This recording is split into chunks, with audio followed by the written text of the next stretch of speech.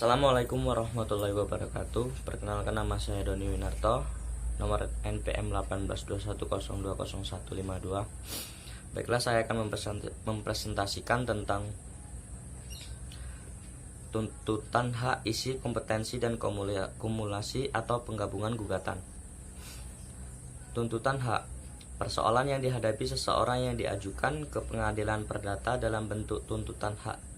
Hak ada dua macam, yaitu: 1. Persoalan yang mengandung konflik. 2. Persoalan yang tidak mengandung konflik.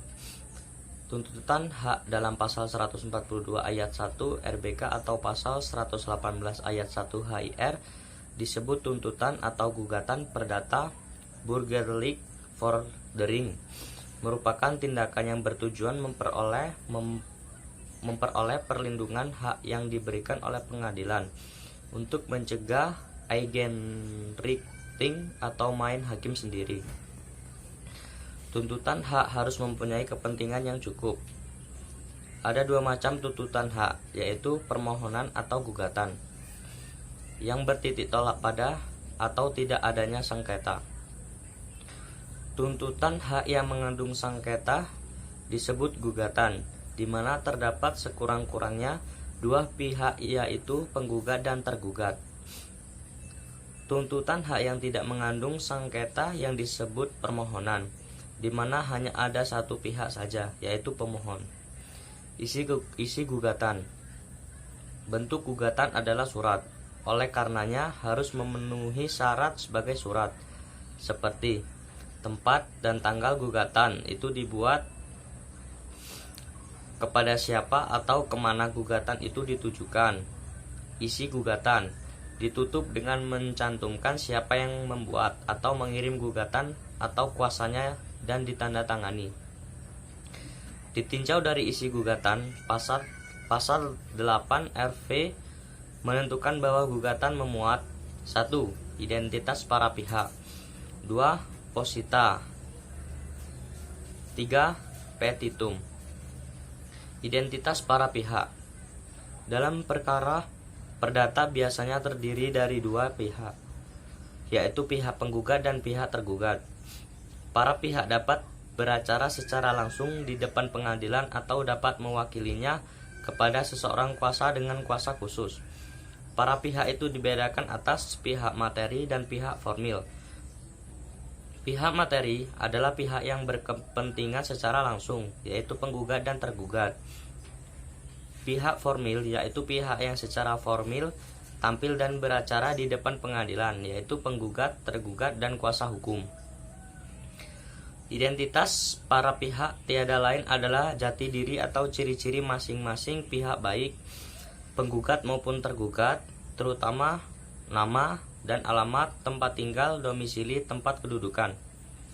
Di samping itu, untuk menambah kelengkapan dan kejelasan, biasanya perlu dicantumkan pula umur, pekerjaan, status perkawinan.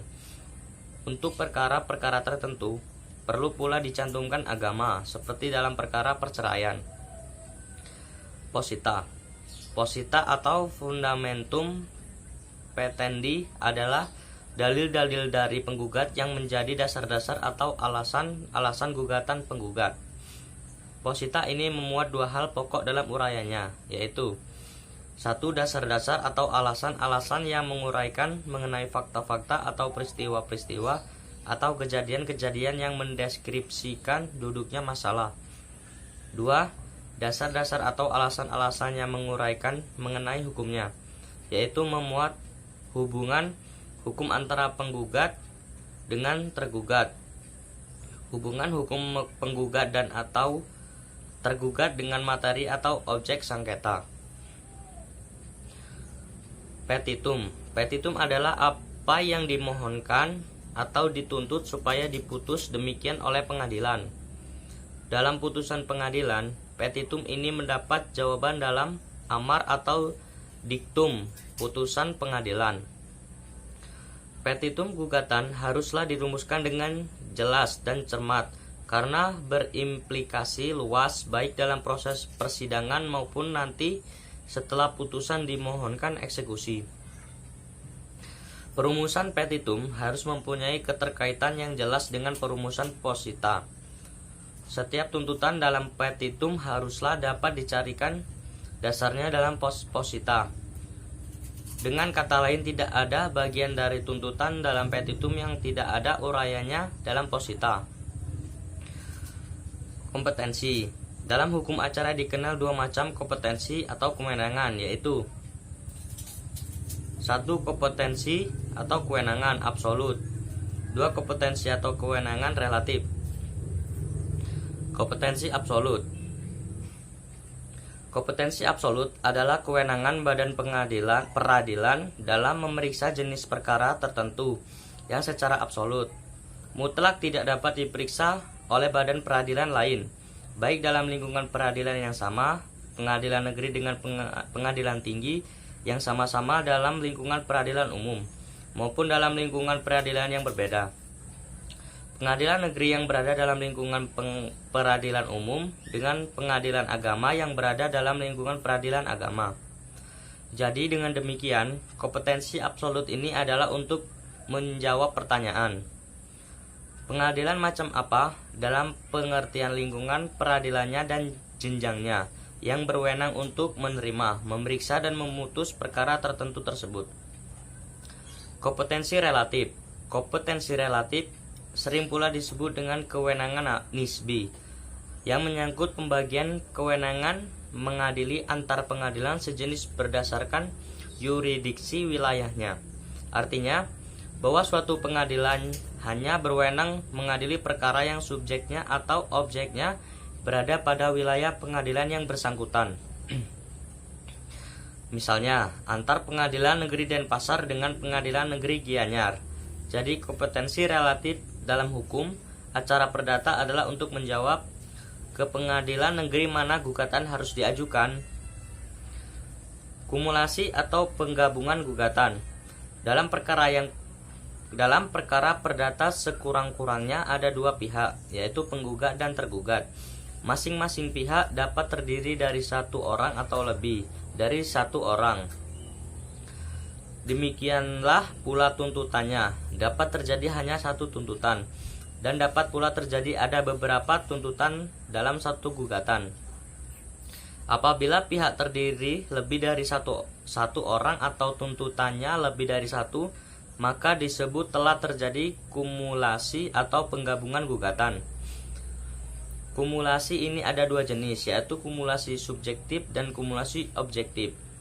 Kumulasi subjektif terjadi apabila para pihak terdiri dari lebih dari satu orang atau subjek hukum. Syarat untuk kumulasi subjektif adalah bahwa terhadap tuntutan yang diajukan tersebut haruslah ada hubungan yang erat antara satu subjek atau orang dengan subjek atau orang lainnya. Apabila hubungan itu tidak ada, maka harus digugat secara tersendiri.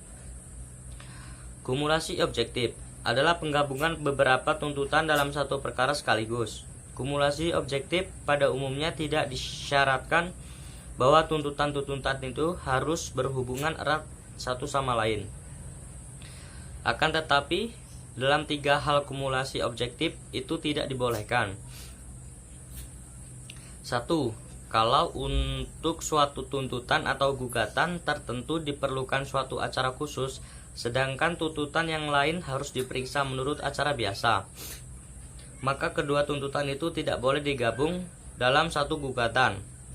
2. Demikian pula apabila hakim tidak wewenang secara relatif untuk memeriksa salah satu tuntutan yang diajukan bersama-sama dalam satu gugatan dengan tuntutan lain, maka kedua tuntutan itu tidak boleh diajukan bersama-sama dalam satu gugatan.